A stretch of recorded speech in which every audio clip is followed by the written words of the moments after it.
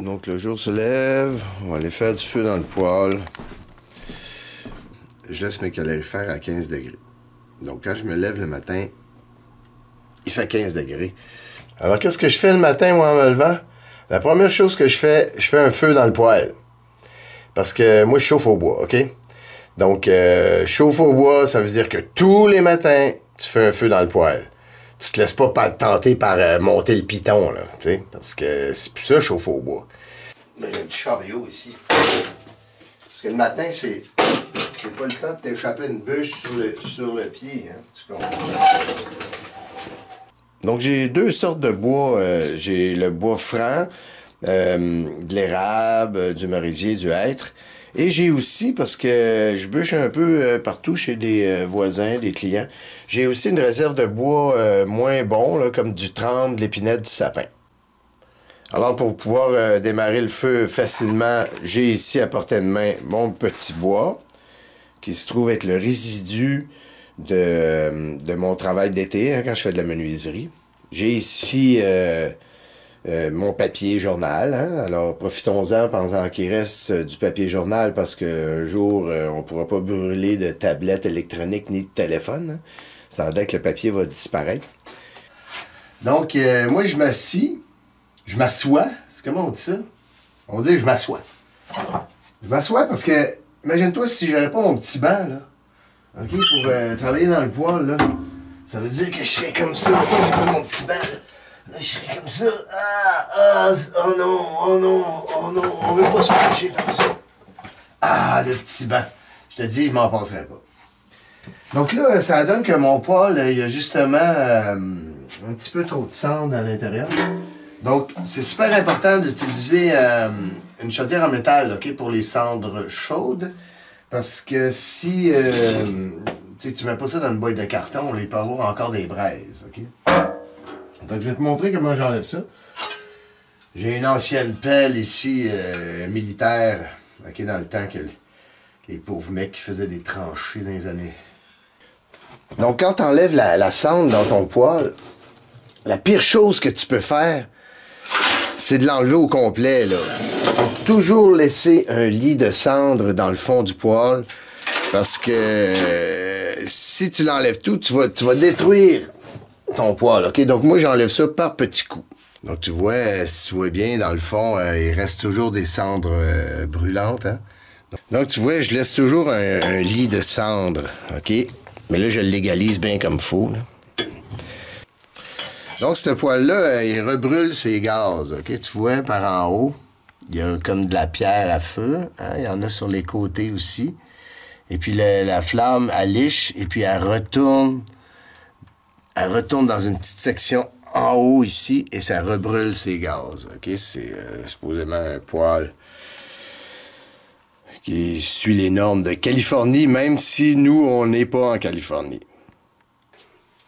Donc, si tu veux chauffer au bois, il faut que tout soit à la portée de main, OK? Moi, une fois que je suis assis ici, là, parce que moi, le matin, là, quand je prépare mon feu, là, je veux pas que ça dure, je veux pas passer 1 heure à faire ça, là.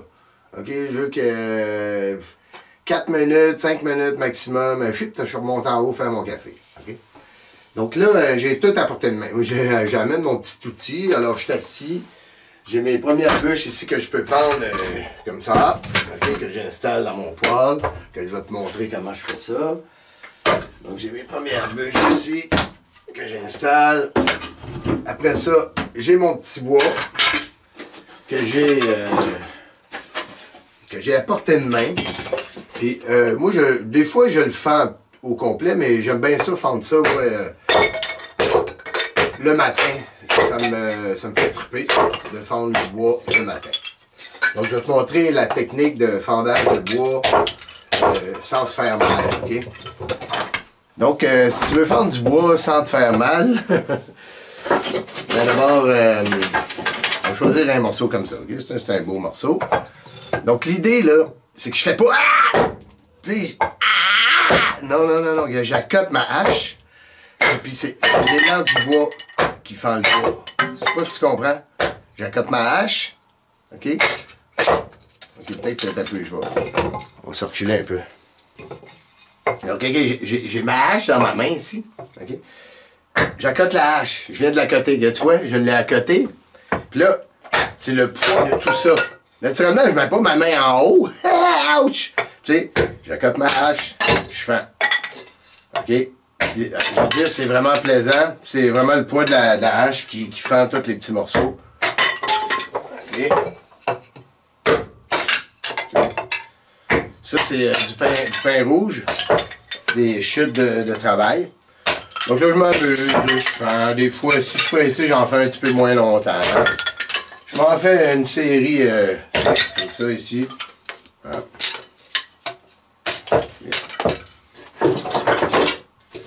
Si t'en as des plus gros, un petit peu plus récalcitrants. OK?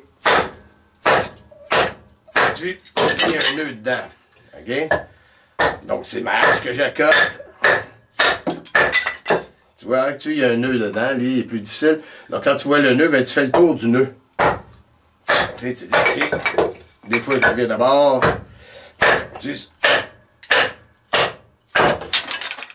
Là, tu réveilles tout le monde dans la maison. Si tu as des amis, ben, tout le monde entend ça, mais c'est le doux son du chauffage au bois. OK, tu vois, quand il y a un nœud, tu fais le tour du nœud, tranquillement. OK. Je te dis, ça fait 30 ans que je fais ça, je me suis jamais envoyé un coup d'hache dans la main. Il faut savoir viser, par exemple. Quand tu vises tranquille, tu sais. Donc, j'ai fait mon petit bois.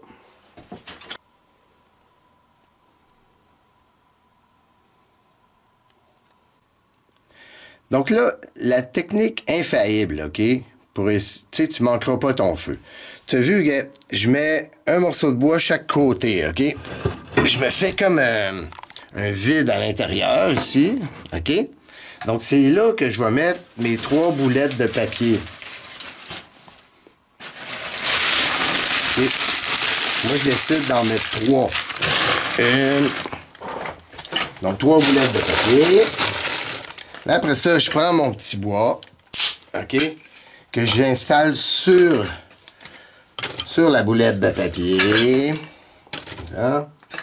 Je prends soin d'en mettre des plus longs, des fois, comme ça, ici, OK? Comme ça, ils vont empêcher mes morceaux que je vais mettre par-dessus d'écraser et de couper l'oxygène de mon feu. OK, quand je suis prête de même, moi, j'ai choisi un petit lighter comme ça, là. C'est rechargeable, OK? L'avantage, c'est que le briquet qui est à l'intérieur, il est rechargeable. Alors, je te dis, ça fait 1 an que je ne l'ai pas rechargé. Donc, ça fait un petit peu moins de cochonnerie, OK? Donc, c'est un petit brûleur comme ça qui était en vente chez Canadian Tire. OK? Donc, juste à côté de moi, à la portée, grâce à mon petit buggy, j'ai mes morceaux de bois franc, OK? Puis là, c'est là que je remplis... Un peu, là, c'est en train de flamber, mon affaire. OK? C'est là, ça va bien plus vite que ça quand je suis pas obligé de filmer, là. C'est là que je remplis mon poêle. OK? Là, c'est comme un jeu de Lego. OK? Il faut que je choisisse des morceaux qui rentrent bien dans le poêle, mais je le connais bien, mon poêle, moi. Donc, tu vois, gars, mes morceaux, ils écrasent pas mon affaire. Il faut que ça soit bien rempli. Après ça, je ferme le tout. Pour commencer, je laisse la clé assez ouverte et je vais revenir tout à l'heure quand je vais remplir encore de bois. Ben, je vais revenir puis je vais fermer la clé. Tu sais que ça prend pas grand temps. On a tout à portée de main. Puis on est vraiment... Ma cabane au Canada est blottie au fond des bois. On y voit des écureuils sur le seuil. Si la porte n'a pas de clé, c'est qu'il n'y a rien à voler sous le toit de ma cabane au Canada. Ah oui, je vais te montrer. Tu vois la masse de ciment qu'il y a là, OK? Ça, en fait, il y a les tuyaux d'eau chaude qui vont là-dedans. Tu vois, j'ai l'arrivée d'eau. Ça, c'est l'arrivée d'eau. Et puis ça retourne au réservoir d'eau chaude, OK? Alors, là, j'ai 100 pieds de tuyaux. Je vais te montrer, j'ai des photos. J'ai 100 pieds de tuyaux de cuivre là-dedans qui, finalement, chauffent l'eau. Alors, c'est juste pour préchauffer l'eau parce que nous, ici, en Amérique, on a des chauffe-eau, imagine-toi. Ça, c'est mon truc électrique pour chauffer l'eau. Alors, l'eau qui vient de dehors Ben, avant de rentrer dans le chauffe-eau, elle s'en va dans mon petit système de préchauffage. Elle retourne dans le réservoir d'eau chaude. OK? Puis tu vois, la cheminée, qui est une cheminée isolée, donc moi, je l'ai laissée à l'intérieur. Il y a des gens qui mettent ça dehors. Sérieux, là, je trouve ça bien nono. Parce que ça, c'est toute une masse de chaleur, OK? Mais là, ce qui est important, c'est de laisser... Il n'y a rien qui touche à la cheminée.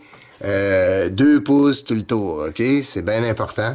Donc, c'est vraiment nono, ça. Si le gars de l'assurance, il vient te voir et il dit « Non, non, monsieur, vous mettez votre cheminée dehors. » C'est un épais. C'est un épais. Va chauffer le dehors, moi, avec ma cheminée. Sérieux, ça, c'est super chaud. T'as de la misère à garder la main dessus, tu sais. Donc, c'est quoi, je vais envoyer ça dehors, moi, l'épais? No way. Donc, tu vois, c'est la fameuse grille avec le poêle en bois, poêle à bois en dessous. Je suis pas tout à fait réveillé, moi, là. Donc, ah ouais, je fais mon café. Ah ouais, là, j'ai besoin d'un café, là. Bon, le café est prêt. On va pouvoir philosopher un peu.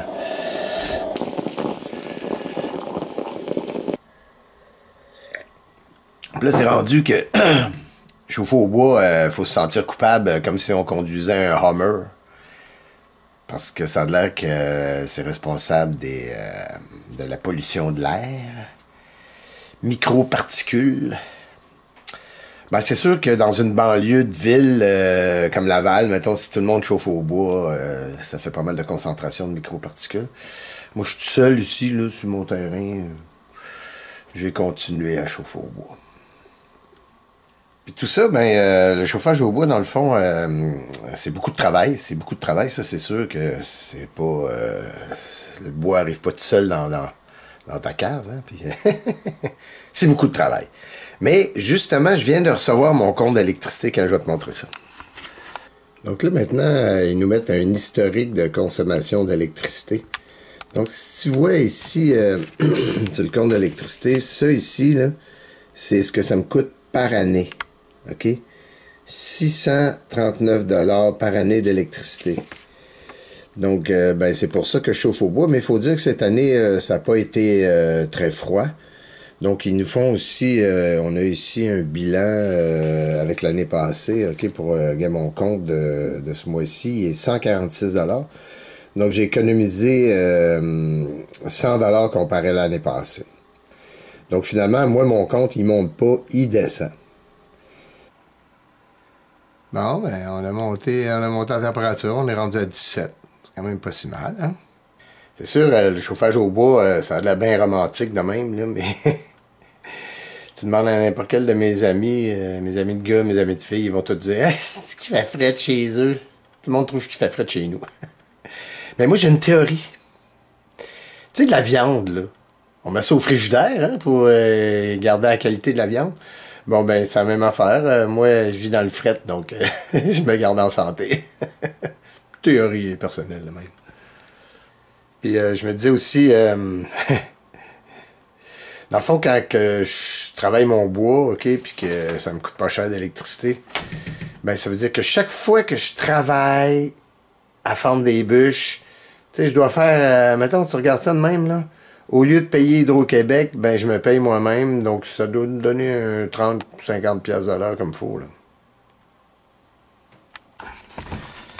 Donc là, ça fait déjà comme presque plus qu'une heure que j'ai démarré mon feu. Donc je vais aller voir où c'est que c'est rendu. Donc ça a de la papille. On ouvre ça. OK. Donc l'idée quand tu chauffes au bois, c'est de remplir ça bien plein, là. C'est un peu comme un jeu de Lego. Non. Ah ouais, comme ça. Un gros morceau, penses-tu qu'il rentre, celle-là? Parce que des fois, ça accroche en haut.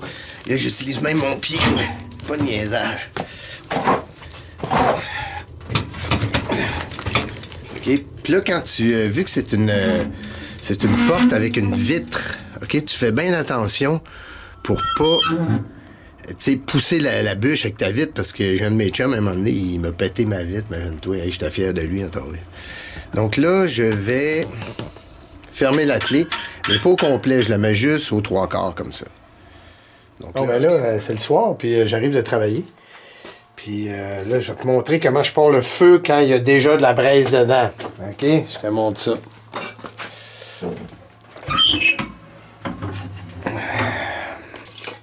Bon, ben quand il y a déjà de la braise dedans, tu sais, comme tu peux voir, le gars, des beaux morceaux de braise, OK? Des beaux morceaux de braise. Parce que là, moi, j'arrive de travailler. Donc là, tu te fais un tas dans le centre, OK? Un petit tas dans le centre.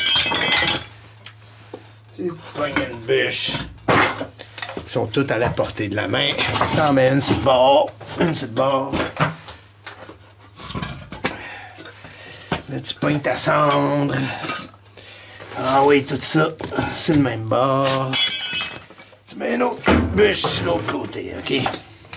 Donc, le petit bois qu'on avait fait un matin, il est tout prêt, OK? Donc, je mets du petit bois bien comme faut. OK, j'en mets même des gros morceaux. Des gros morceaux. Parce que quand tu fais du feu, tu veux pas que ça soit long. Puis là, check bien ce que j'utilise, OK? C'est mon tuyau. Donc, tu vois, moi, je me suis trouvé un tuyau, un beau tuyau en métal, comme ça, OK? Puis là, ben, je prends mon tuyau, puis je souffle dedans.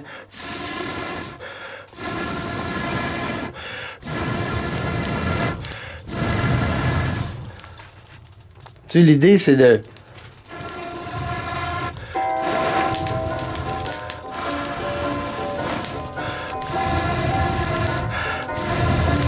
Et voilà. Ma cabane au Canada est blottie au fond des bois. On y voit des écureuils sur le seuil. Si la porte n'a pas de clé, c'est qu'il n'y a rien à voler sous le toit de ma cabane au Canada. Elle attend engourdie sous la neige. Elle attend le retour du printemps. Ma cabane au Canada, c'est le seul bonheur pour moi. La vie libre qui me plaît, la forêt.